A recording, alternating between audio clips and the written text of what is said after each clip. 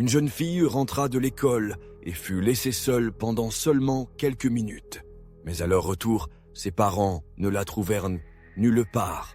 Pendant des semaines, la police et les volontaires se mobilisèrent pour la retrouver, mais c'était comme si elle s'était évaporée. Aucune trace, aucun indice ne pointait dans une direction claire. Et pourtant, dans un revirement choquant, l'affaire prit une tournure inattendue, déclenchant une série de conséquences qui bouleversèrent tout le pays. Finalement, cette affaire devint l'une des plus tristement célèbres et scandaleuses de l'histoire du Canada, et elle le reste encore aujourd'hui. Christine Jessop, née le 29 novembre 1974 dans la petite ville de Queensville, au Canada, était au cœur de ce drame. Queensville, nichée près d'un lac pittoresque, comptait à peine 600 habitants. C'était un endroit paisible, où la sécurité régnait et où presque tout le monde se connaissait. Christine vivait avec ses parents et son frère aîné, qui avait 5 ans de plus qu'elle. Elle aimait passer du temps dehors avec ses amis, faire du vélo et jouer au baseball, un sport qu'elle appréciait particulièrement grâce à son frère. Elle avait également un amour particulier pour les animaux. Un jour, une chauve-souris entra dans sa chambre, et tandis que sa famille en était effrayée, Christine voulait la garder comme animal de compagnie. Le 3 octobre 1984, Christine, âgée de 9 ans, se réveilla de bonne heure, comme à son habitude, pour se préparer à aller à l'école. Son frère souffrait d'un mal de dents, et leur mère prévoyait de l'emmener chez le dentiste. À cause de cela, Christine devait rester seule à la maison après l'école, jusqu'à ce que sa mère et son frère rentrent. Malgré son jeune âge, ce n'était pas la première fois que Christine restait seule, et ses parents n'étaient pas inquiets. Elle était autonome et savait s'occuper d'elle-même. Avant de quitter l'école ce jour-là, Christine avait convenu de retrouver sa meilleure amie après être rentrée chez elle. Elle prit le bus scolaire qui la déposa à quelques centaines de mètres de sa maison. À l'heure convenue, l'amie de Christine se rendit au parc où elles avaient tout prévu de se retrouver et l'attendit. Mais le temps passa et Christine ne se montra pas. Son amie patienta un peu plus longtemps avant de rentrer chez elle et d'essayer de téléphoner à Christine. Mais personne ne répondit. Pendant ce temps, la mère et le frère de Christine étaient rentrés à la maison. La mère remarqua immédiatement l'absence de sa fille, mais il était évident que Christine était bien rentrée après l'école. Son sac se trouvait dans sa chambre, et le courrier qu'elle avait récupéré traînait dans le couloir. Cependant, plusieurs détails étranges attirèrent son attention. Tout d'abord, le vélo de Christine était abandonné dehors avec une béquille tordue. Christine aimait son vélo et en prenait toujours grand soin, donc sa mère fut étonnée de le voir ainsi laissé à terre. Ensuite, le manteau de Christine était accroché à un crochet dans le couloir, mais il était suspendu si haut que Christine n'aurait pas pu l'y mettre seule. Malgré ces détails inhabituels, la mère de Christine ne s'inquiéta pas immédiatement. Elle supposa que sa fille était sortie jouer, comme elle le faisait souvent, et attendit son retour. Cependant, environ 1 heure plus tard, alors que la nuit tombait, l'inquiétude commença à s'installer. Bien que Christine fût indépendante et jouât fréquemment à l'extérieur, elle rentrait toujours pour informer ses parents de ses déplacements. La mère de Christine commença alors à appeler les parents des amis de sa fille, espérant qu'elle se trouvait chez l'une d'elles. Mais la réponse fut la même à chaque appel. Personne ne l'avait vue depuis la fin des cours. Lorsqu'elle contacta la meilleure amie de Christine, la petite fille expliqua qu'elle devait se retrouver au parc, mais que Christine n'était jamais venue. Réalisation glaçante. Aucune des amies de Christine ne l'avait vue. La mère de Christine décida alors de partir à sa recherche, accompagnée de son fils aîné. La ville étant petite, il put rapidement vérifier tous les endroits où Christine aimait passer du temps, mais il n'y avait aucune trace d'elle. De plus, elle n'était toujours pas revenue à la maison. À 19 heures, la mère de Christine comprit qu'il était temps d'appeler la police. Pour le département de police local, des affaires comme celle-ci n'étaient pas rares. La plupart du temps, ils s'occupaient d'enfants qui s'étaient égarés ou qui avaient fugué après une dispute avec leurs parents.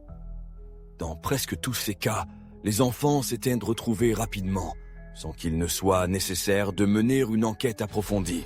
Cette fois-ci, cependant, la police organisa immédiatement une recherche, sollicitant l'aide des habitants de la ville. Ces derniers répondirent promptement à l'appel et se joignirent aux recherches pour retrouver la petite fille. Les agents confirmèrent que Christine s'était arrêtée dans une petite épicerie située entre sa maison et le parc où elle devait retrouver son amie. Elle y avait acheté un paquet de chewing-gum, mais la question de savoir où elle s'était rendue ensuite restait entière.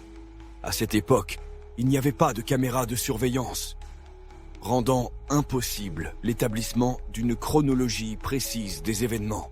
La police estima que Christine était passée à l'épicerie quelques minutes après être rentrée de l'école. Les recherches se poursuivirent toute la nuit, mais aucune trace de la jeune fille ne fut trouvée. Le lendemain, encore plus de volontaires se joignirent aux recherches et la police commença à recevoir divers témoignages. Cependant, aucun de ceux-ci ne permit de faire avancer l'enquête. La plupart des gens rapportaient avoir vu une fillette marchant dans la rue ou montant dans une voiture, mais personne ne pouvait affirmer avec certitude qu'il s'agissait de Christine, et aucun détail utile ne fut fourni. Dans les jours qui suivirent, les enquêteurs commencèrent à soupçonner qu'il pouvait s'agir d'un enlèvement. Il paraissait peu probable que Christine puisse rester invisible aussi longtemps, surtout dans une petite ville où tout le monde était au courant de sa disparition. La mère de Christine restait catégorique. Sa fille n'aurait jamais fugué. Malgré tous leurs efforts, la police n'arrivait toujours pas à trouver un seul indice qui les rapprocherait de la découverte de l'endroit où se trouvait la fillette disparue. Ils fouillèrent sa maison, mais en raison de leur manque d'expérience, l'enquête fut mal menée.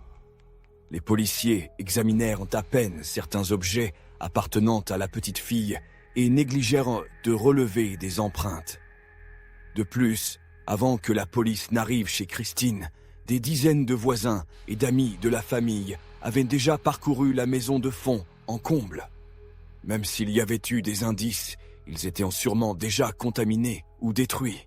Il convient de souligner qu'au moment de la disparition de la petite fille, son père se trouvait en prison.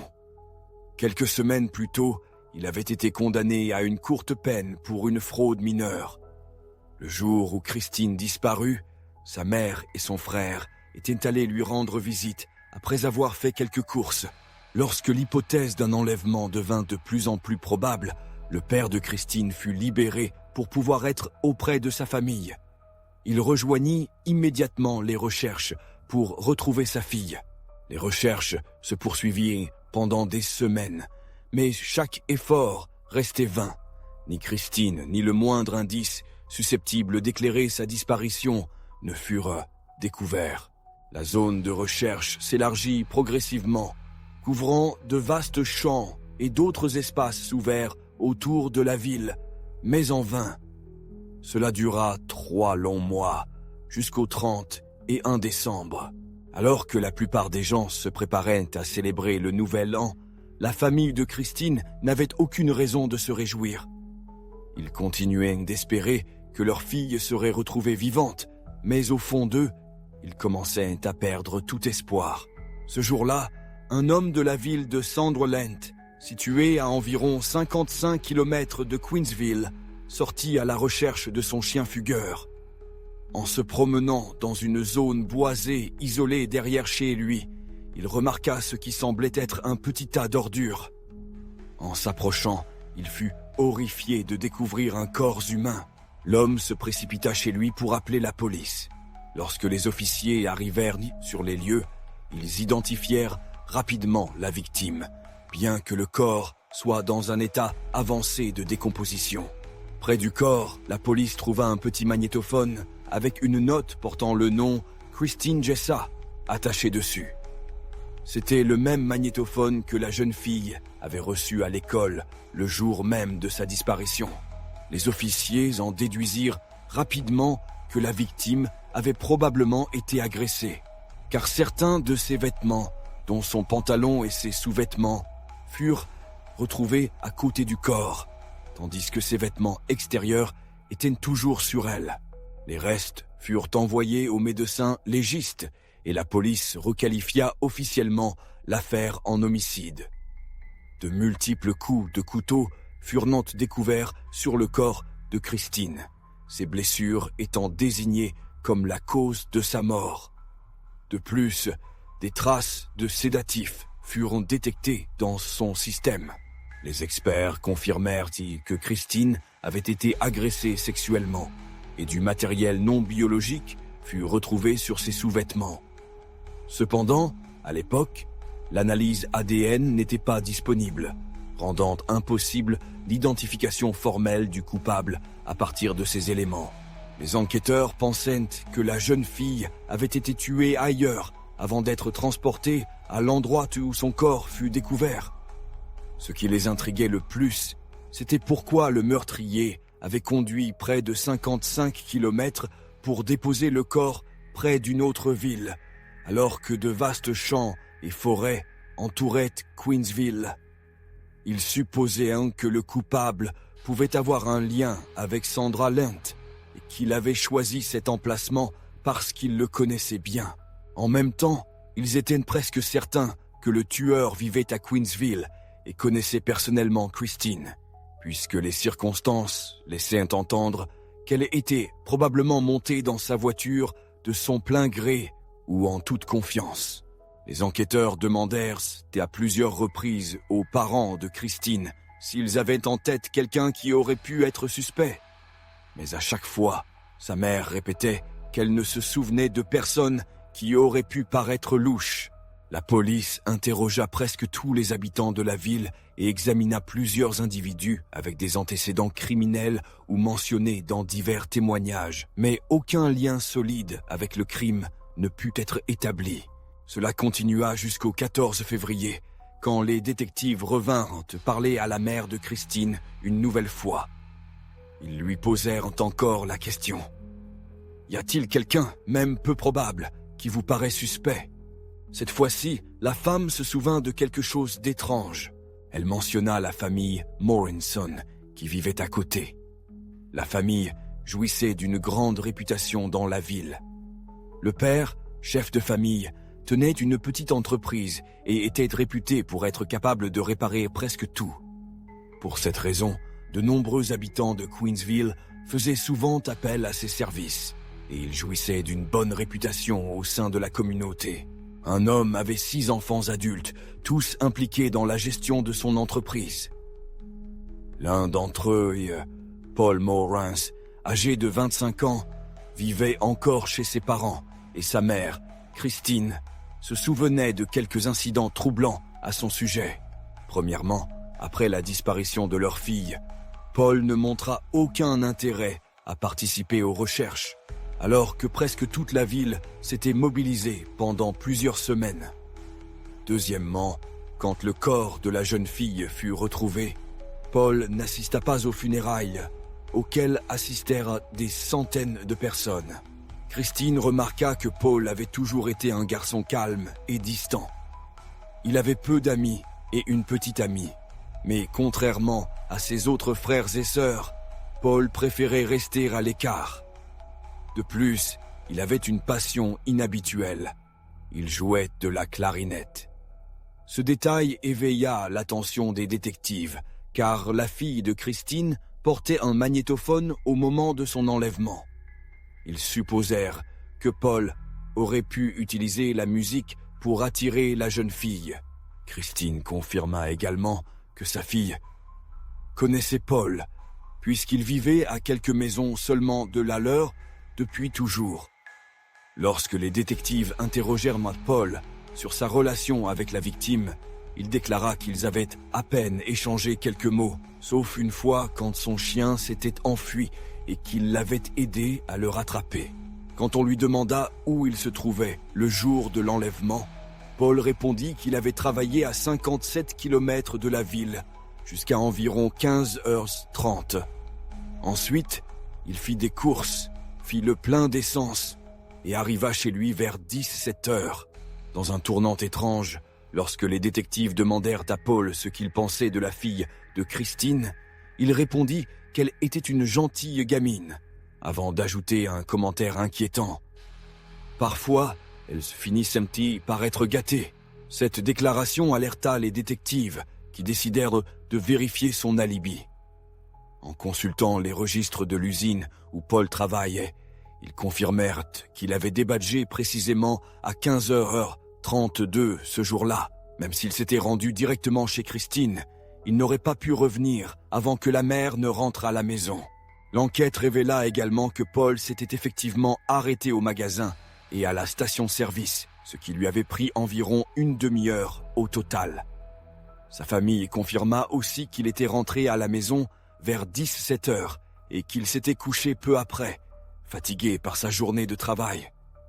Bien que Paul semble ne pas avoir eu suffisamment de temps pour enlever la fille de Christine, les enquêteurs ne pouvaient pas exclure la possibilité que sa famille se soit trompée sur la chronologie ou qu'elle ait essayé de le couvrir. Les détectives ont ensuite demandé la permission de fouiller la voiture de Paul.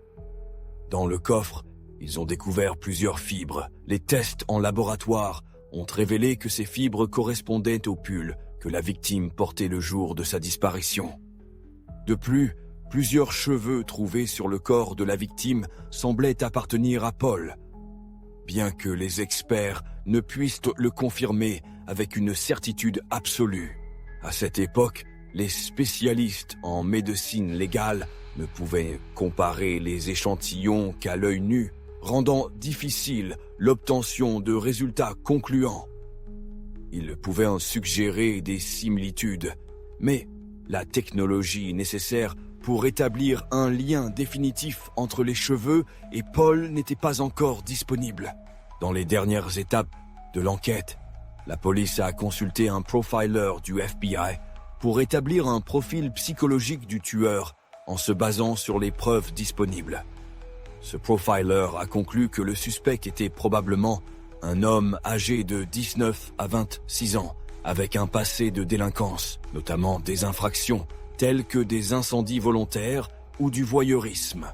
Bien que le profiler ait fourni des caractéristiques supplémentaires, les détectives se sont concentrés uniquement sur celles qui semblaient correspondre à Paul.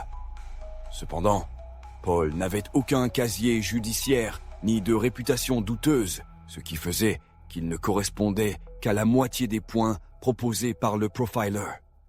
Malgré ces incohérences, la police était convaincue que Paul était le meurtrier. Le 22 avril, ils décidèrent de l'arrêter. Paul nia toute implication dans le crime, mais il fut placé en détention en attendant son procès. Les parents de Christine étaient anéantis à l'idée que quelqu'un de leur quartier, si soudé, puisse avoir commis un crime aussi horrible. Cependant, les détectives se heurtèrent à un problème de taille. La mère de Christine avait donné une heure précise de son retour à la maison, 16h10. Elle en était certaine, car elle se souvenait avoir vérifié l'horloge de la cuisine en entrant dans la maison. Selon l'enquête, Paul n'aurait pas pu arriver chez eux à temps. Il aurait eu besoin d'au moins 15 à 20 minutes supplémentaires après avoir quitté son travail. La police interrogea plusieurs fois la mère de Christine pour s'assurer qu'elle était bien certaine de l'heure, en insistant sur le fait que ce détail était crucial. Bien qu'il soit persuadé que Paul était le tueur, son témoignage empêchait les enquêteurs de le condamner définitivement. Finalement, la mère de Christine admit qu'elle était peut-être rentrée un peu plus tard qu'elle ne l'avait initialement affirmé. Pour la police, cela suffisait. Lors du procès, l'accusation tenta de présenter Paul comme un solitaire étrange, dont le comportement troublait depuis longtemps les habitants de la ville. Ils soutinrent également qu'il avait eu suffisamment de temps pour enlever la victime, puisque la mère de Christine était rentrée plus tard qu'elle ne l'avait d'abord prétendu. Quant au témoignage des membres de la famille de Paul, qui avaient confirmé son alibi, un psychologue appelé par l'accusation suggéra que la famille pouvait inconsciemment protéger Paul, sans même en être pleinement consciente. Cette explication psychologique jeta le doute sur la crédibilité de leur témoignage. L'un des moments clés du procès fut le témoignage d'un policier infiltré, placé dans la cellule de Paul en attendant son jugement. Selon l'agent, Paul avait mentionné des détails spécifiques du crime, y compris la cause de la mort de la victime. Cependant, comme ces informations avaient déjà été publiées dans la presse, il n'était pas évident de savoir si Paul détenait une connaissance exclusive ou s'il avait simplement lu les journaux. Le policier affirma également que Paul lui avait confié que son film préféré était The Shining et qu'il citait régulièrement des répliques du film lorsqu'il parlait aux autres détenus. Bien que Paul ait continué à clamer son innocence, le témoignage de l'agent infiltré eut un impact significatif sur le déroulement du procès. En plus des tentatives répétées du procureur de présenter Paul comme un individu ouvertement étrange et potentiellement dangereux, ces efforts contribuèrent à aggraver l'opinion publique à son égard. Cependant, le problème majeur restait l'absence de preuves solides et directes. En fin de compte, le jury estima que les preuves présentées par l'accusation étaient insuffisantes pour condamner Paul. Il fut donc déclaré non coupable et libéré sur le champ dans la salle d'audience. Le parquet annonça immédiatement son intention de faire appel, convaincu de la culpabilité de Paul. La famille de Christine, quant à elle, fut à nouveau anéantie.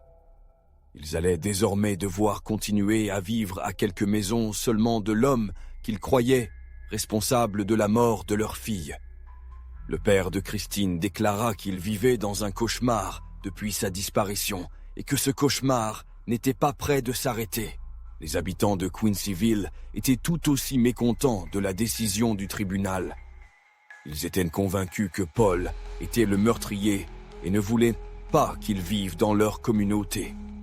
À son retour chez lui, Paul commença à recevoir des lettres de menaces dans sa boîte aux lettres et certains allaient même jusqu'à jeter des objets sur sa maison. Pendant ce temps, l'accusation travaillait sur l'appel. Il soutenait que lors du premier procès, le juge n'avait pas correctement expliqué le concept de doute raisonnable au jury, ce qui suffisait pour que la cour d'appel accorde un nouveau procès. Le second procès débuta en 1991, quelques années après l'affaire initiale.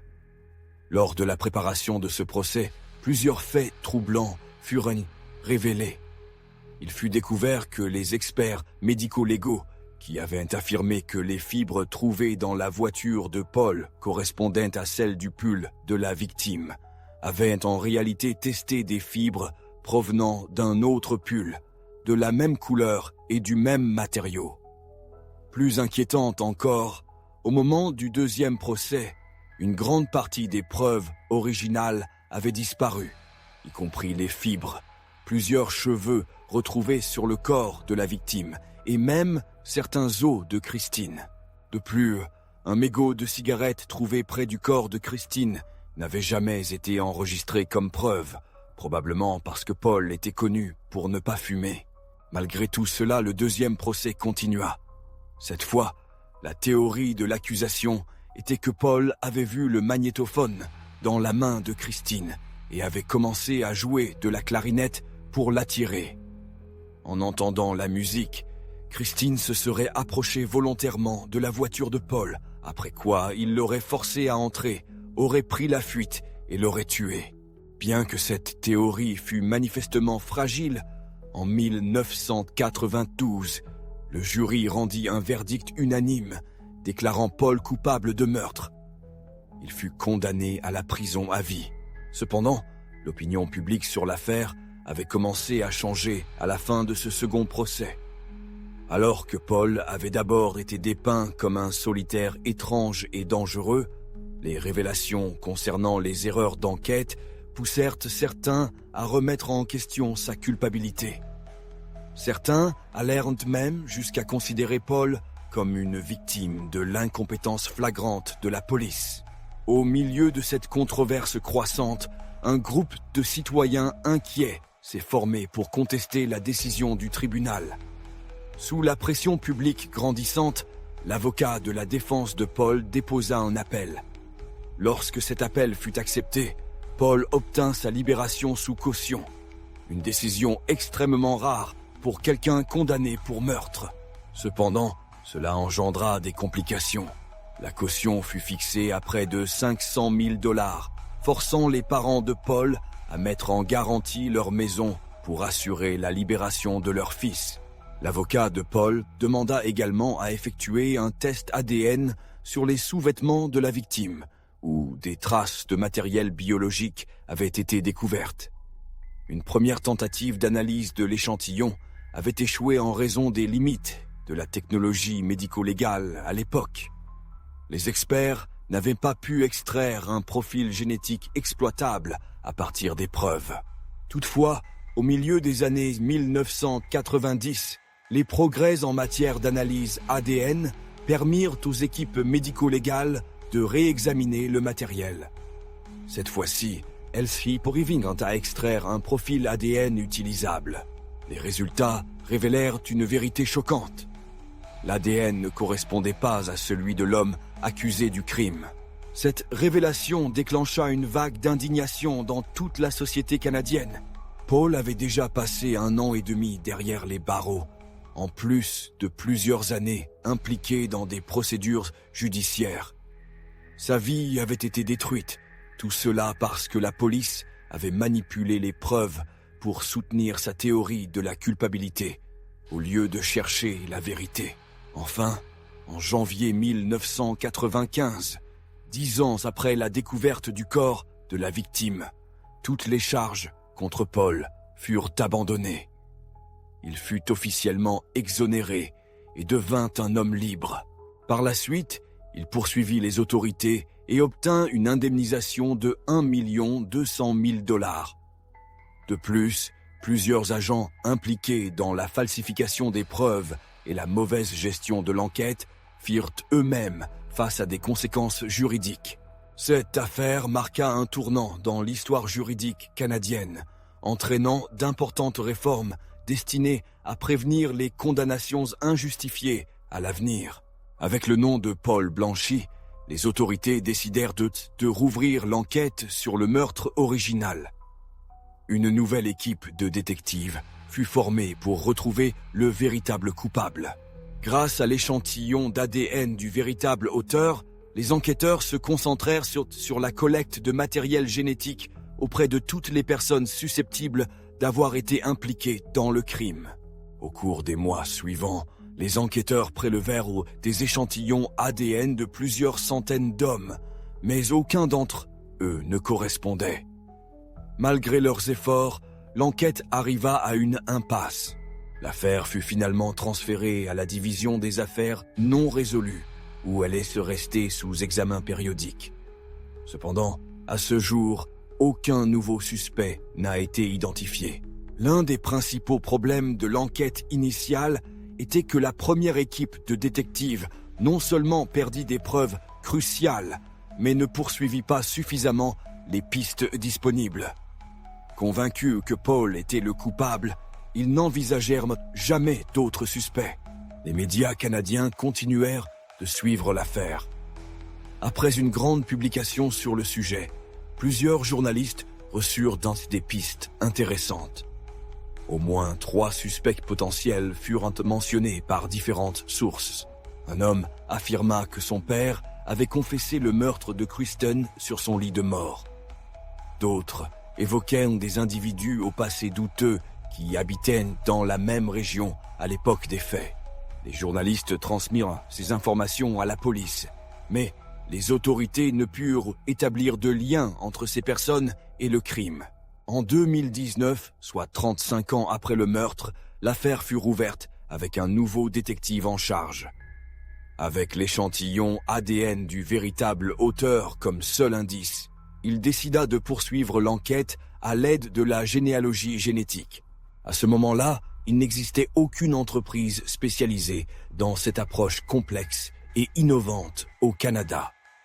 Le détective dut obtenir l'autorisation et le financement nécessaires de ses supérieurs pour collaborer avec une société américaine capable de mener à bien ce type d'analyse. Après avoir reçu l'autorisation, les experts commencèrent leurs recherches de parents du suspect en utilisant les bases de données ADN disponibles. Ils découvrirent finalement plusieurs parents éloignés liés à l'ADN du criminel. Cependant, retracer leur histoire familiale pouvait prendre des années. Pour accélérer le processus,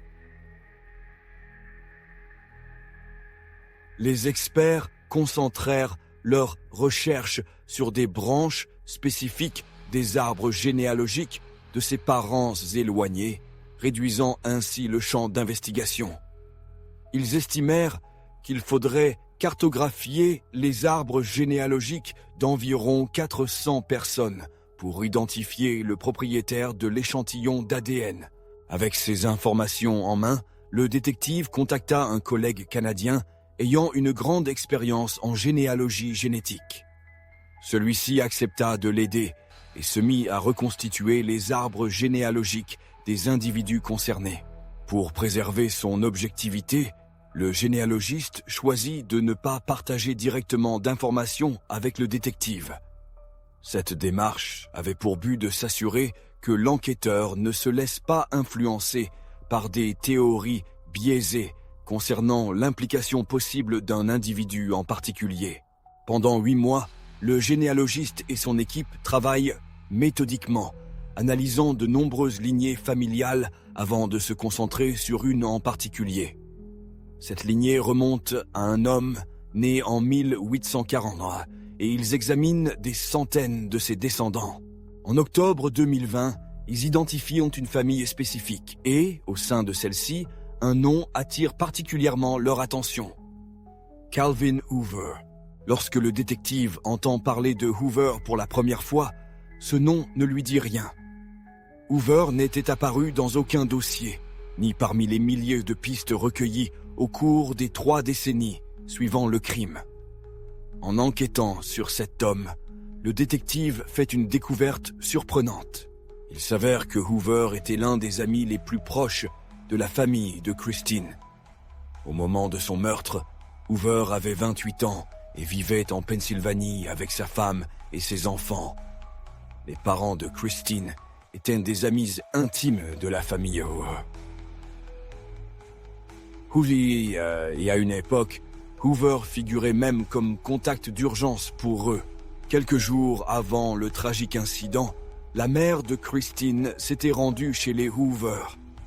Lors de cette visite, elle avait mentionné à la femme de Hoover qu'elle prévoyait de visiter son mari en prison avec leur fils après un rendez-vous chez le dentiste, mais sans emmener Christine, estimant que la petite fille était encore trop jeune pour un tel environnement. Cela signifiait que la femme de Hoover savait que Christine serait seule à la maison à un moment précis ce jour-là, et Hoover, qui se trouvait également chez lui, aurait pu entendre cette information. Christine connaissait bien Hoover et n'aurait probablement pas hésité à le suivre ou à monter dans sa voiture, puisqu'il était un ami de confiance de la famille. Cette révélation troublait profondément le détective. Pourquoi le nom de Hoover n'avait-il jamais été mentionné lors de l'enquête initiale alors qu'il était si proche de la famille ? En creusant davantage, le détective découvre un fait intrigant.